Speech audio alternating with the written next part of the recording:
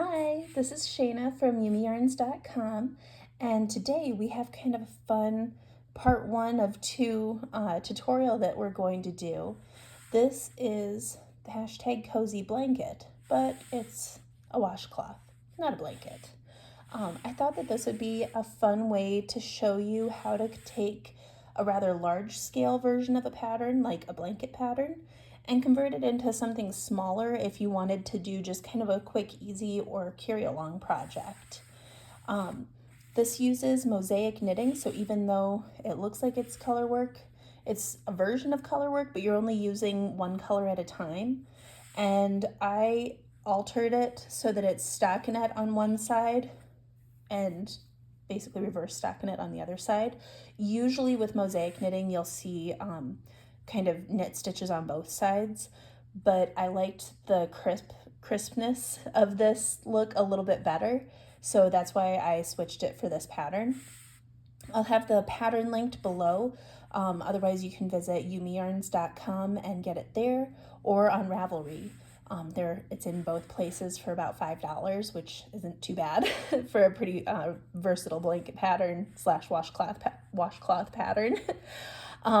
It has iCord edging that goes all the way around, and that's kind of the element that I wanted to focus on for our tutorials here this week and next week.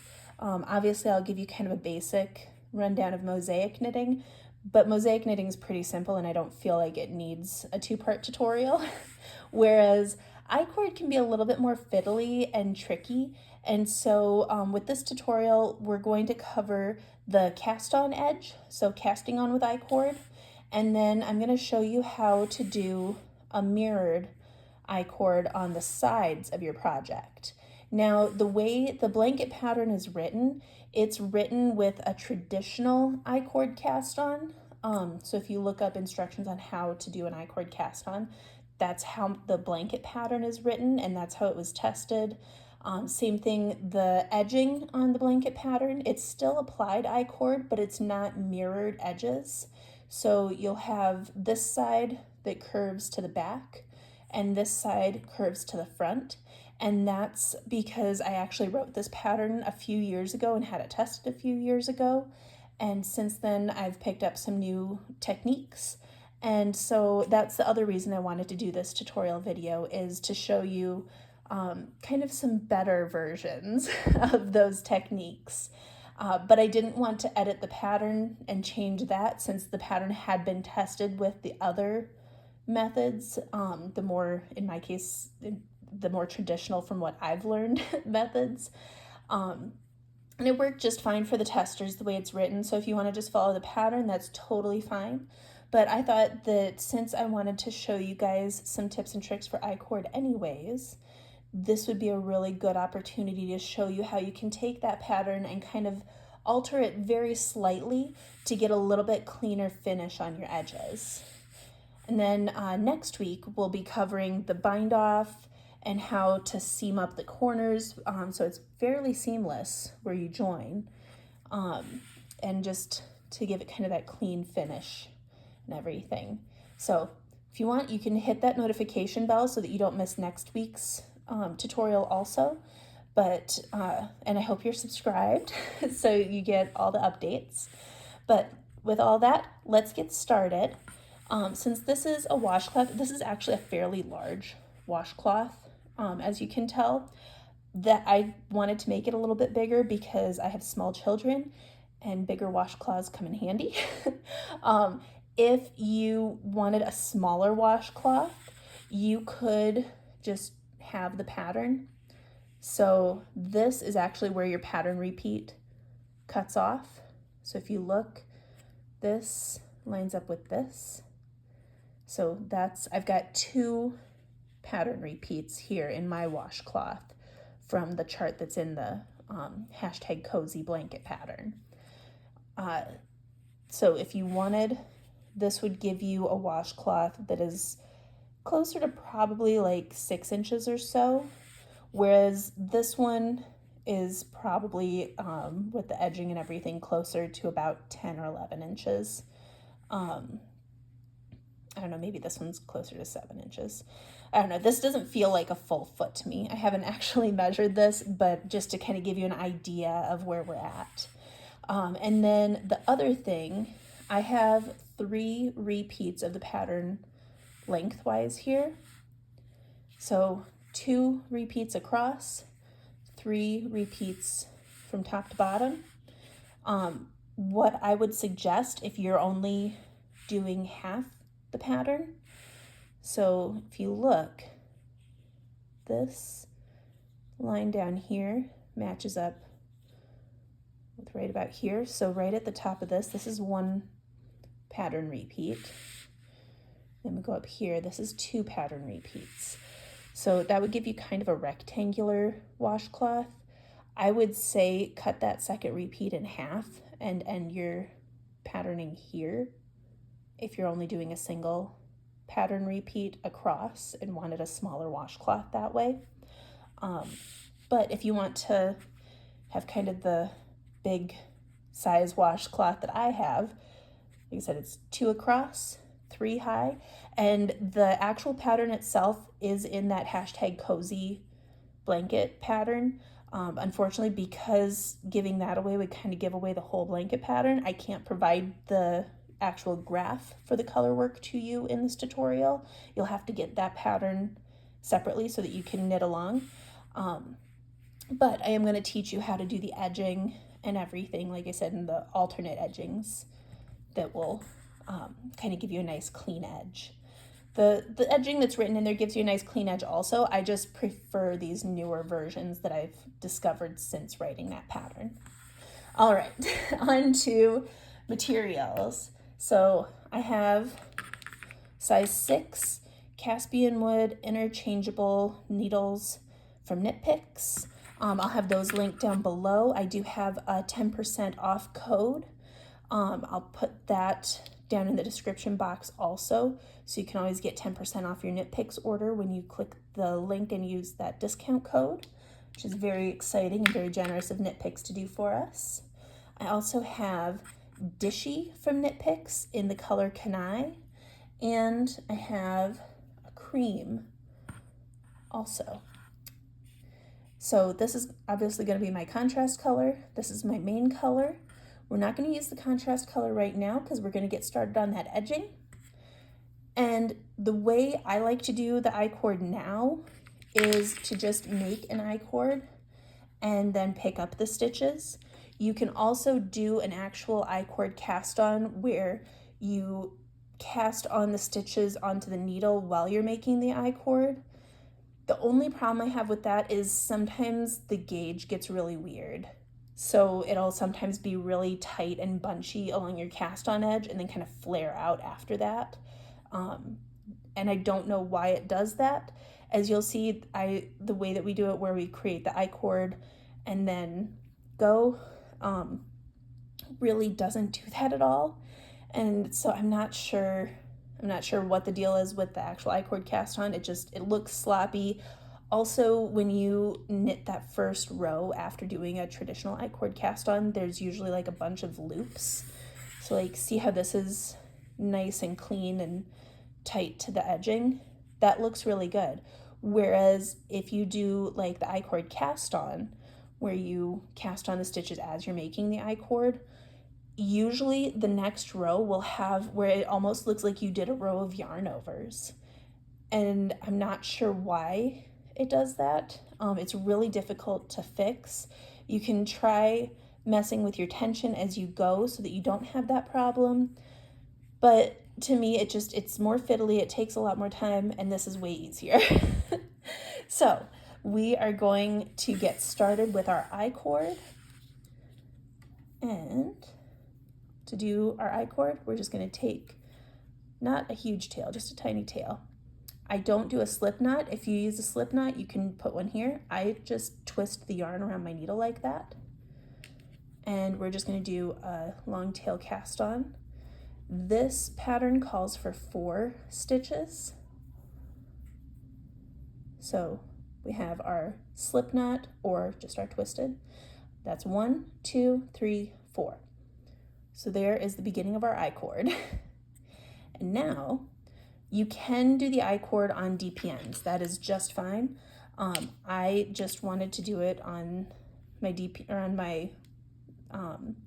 interchangeables here because this is what I'll be knitting the actual washcloth on, and I didn't want to bother getting out more needles.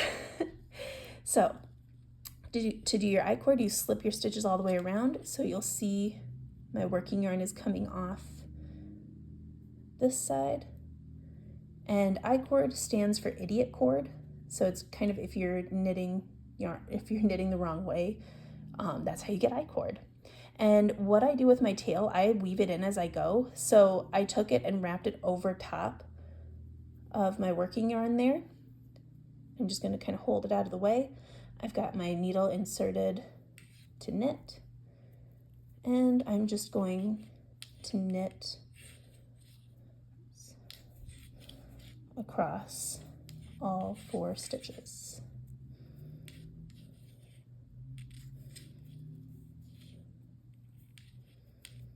So there's that, and I'm gonna slide it through again, wrap our tail around our working yarn,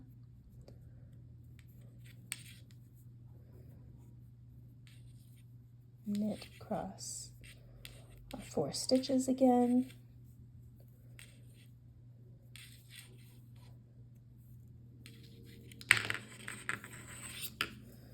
slide our needle through, and you'll see we just kind of keep repeating that process. We've got kind of this little nub starting to form, and it's okay if your back looks weird and wonky and doesn't look quite right. That will kind of fix itself over time. We'll wrap our yarn around again, and we're just going to keep going till we have the amount of stitches we need, which is going to be 6 more, right? Let's see.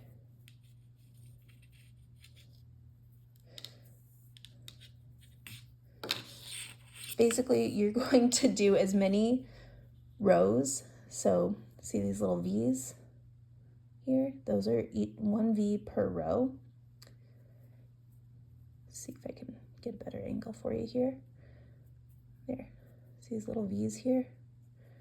Each V matches up to a stitch on your needle, and each V is 1 row. So we have 1, 2, 3, 4 V's there. So we have 4 rows. If you're off by 1 or 2, it's not the end of the world because we're going to be picking up from this end later on. So it's not crucial if you're missing a very end one or something like that. So just approximately pick up, count the ones that you can see definitely, because those are the ones that you're going to be picking up later on. And we're just going to keep going. And so you're going to want as many V's, so as many rows, as there are stitches in your pattern repeat. And I believe there are 24 stitches, yes, per pattern repeat.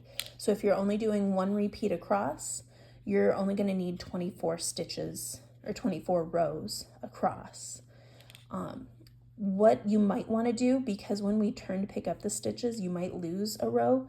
So maybe skip counting the ones that are on your needle and only count the ones that are finished V's on the iCord for this purpose.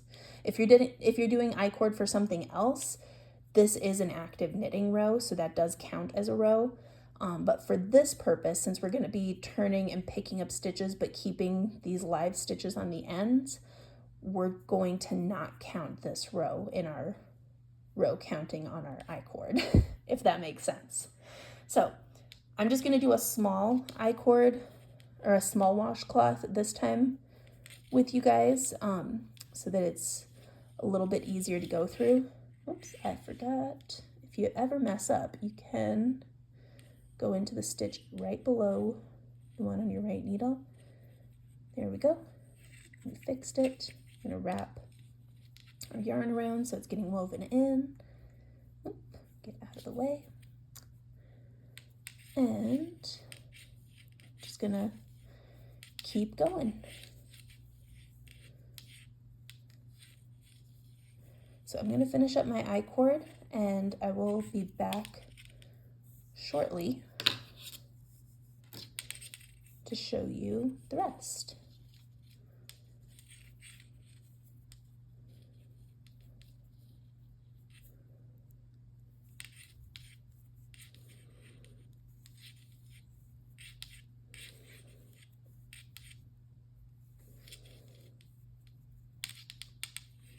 You can also just do this, but I feel like that takes even longer than just sliding the needles through. It's up to you, your preference, but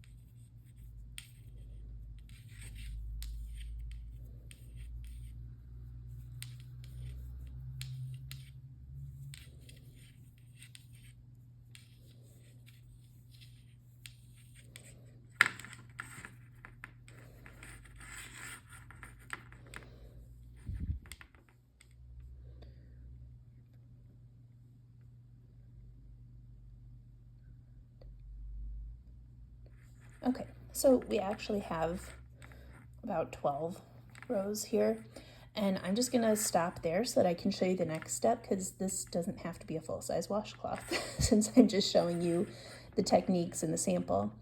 And see, by pulling down on it, you kind of cinch in those ladders that form on the back, and your tail is getting woven in. So I'll just cut off that extra little bit in a minute here. For now though, I wanted to show you the next step of our fun little project here. So we've got our row finished here, and we want this side, which is going to end up being the left side when we're looking at our project. We want this to turn this way, and we're going to pick up stitches so that this turns this way. So we're actually going to slide our needle through again and turn the work. So we still have our iCord over here. Then see this row of V's coming off the last stitch? I'm just going to start picking those up, and you can either do it with the needle holding your stitches like I am right now. You want to get that whole V and pull it through. which, as you can tell, can sometimes be a little fiddly. Or you can, take your other needle and help yourself out a little bit by going through that way and then purling through the V. So either way works, gets you the stitches you need. So I've got my 4 edge stitches here, and then I've got 2 that I've picked up. And you want to stay in that same row of V's because otherwise it's going to look really weird and wonky. So we're going to go directly down here.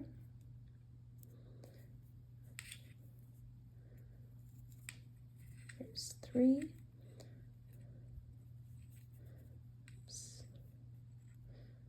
This is a lot harder to do on camera than you would expect.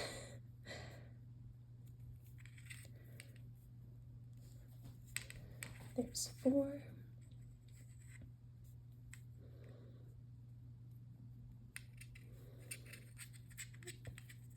Oh, that was silly. I'm doing kind of a combination this round, I guess. It does help having that second needle kind of in there to pull the yarn through. Just makes things a little bit easier.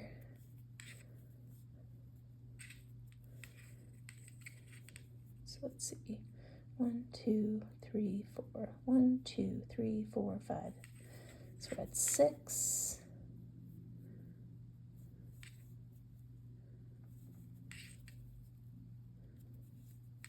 7,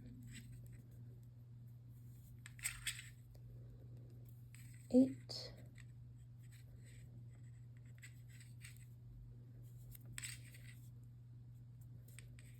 9, and if you couldn't tell, you get a little bit more used to this as you go.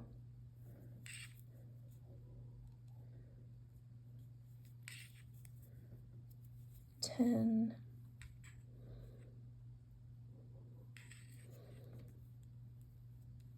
11, and I might have miscounted. That's okay. So I will show you what I do. Just make sure that you didn't skip any V's. It doesn't look like I skipped any. It looks like I just can't count, which I feel like we're all pretty used to that happening with our knitting and crochet projects. So I have 11. So on the next round, or on the next row, I'm just going to do make one front and back into one of the stitches, preferably one where the purl bump will be in the blue, so it just kind of blends in. I actually had, I think, 2 or 3 stitches that I was short in this one and did that with, and you can't even tell. So don't be afraid if your stitch count's off. You don't have to completely start over. You can just fix it and it'll be just fine. And then this is where it can get a little weird. So we're going to pick up stitches from our cast on edge. And to be completely honest with you, I am not particularly skilled with this, but we're going to do it anyways. So when I do stitches from the cast on edge, sorry, I got to get a little more yarn. I know you're supposed to pick it up per V, like you're supposed to pick up the V's like we did before. I never seem to have enough V's to do that, so I just do a single leg, and I know it could probably be smoother, but it does tend to work out pretty evenly. And make sure that you're just kind of going all the way around the iCord when you do this.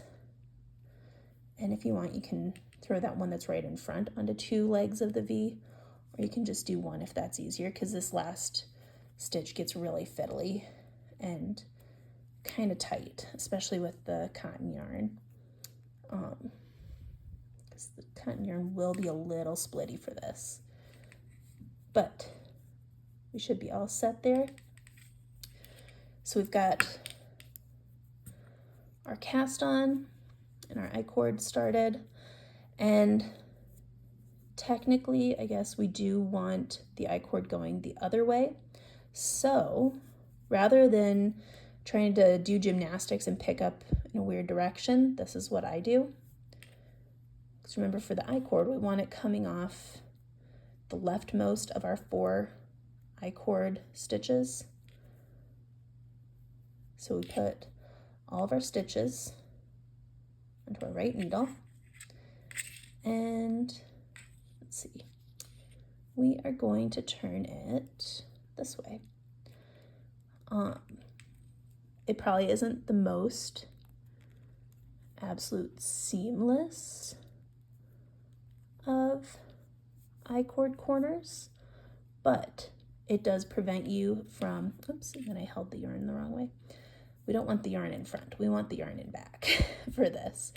But you can just slide it over, slide the yarn to the back.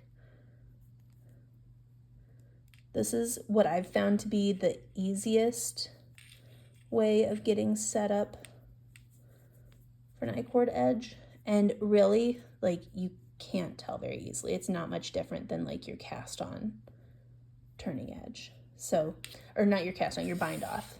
So like, this is how this one turned out.